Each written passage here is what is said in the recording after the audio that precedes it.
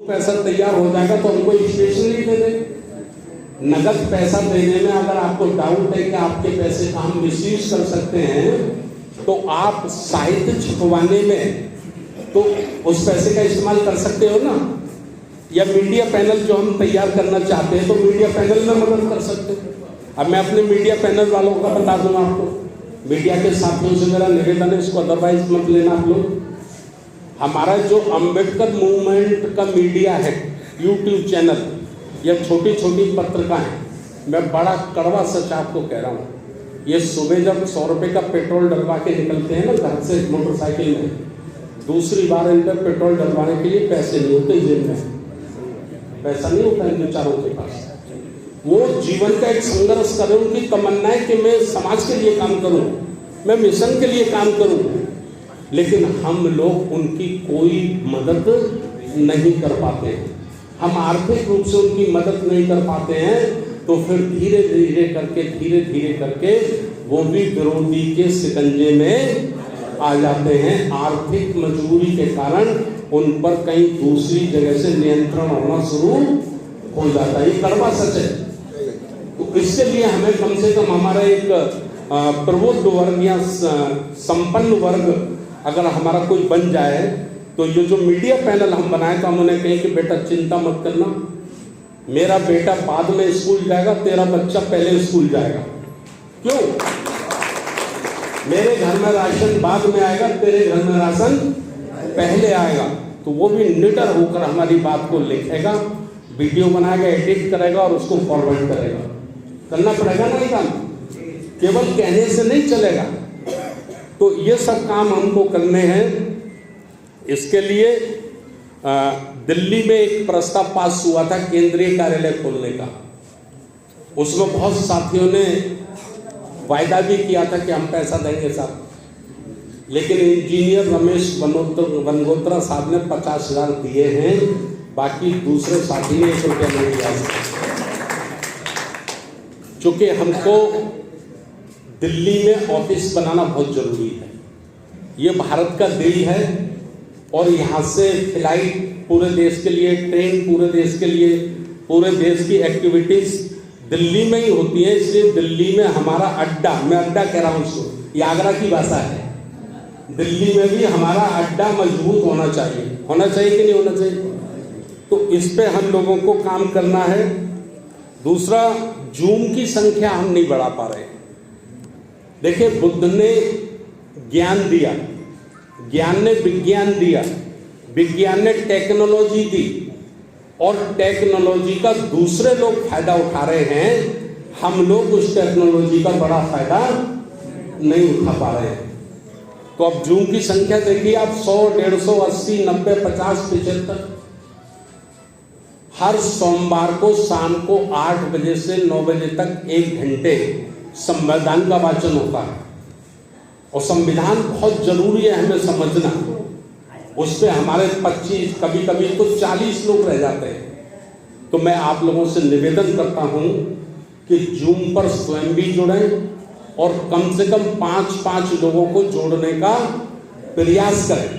हमारे लोग क्या कहते हैं साहब, हम मैसेज कर दिए थे, हम व्हाट्सएप कर दिए थे। देखिए, मैसेज का कोई नोटिस नहीं लेता।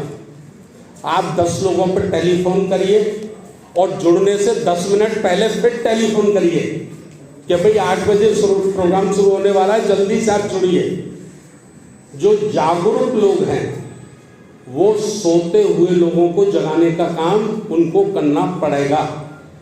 और बुद्ध और उनका धम्म, जिसको बाबा साहब ने पूरी दुनिया को धम्म का गाइडलाइन देने के लिए लिखा, अब पूरी दुनिया को तो छोड़ो, अभी हम उसको भारत में ही मान्यता नहीं दिला पा रहे हैं।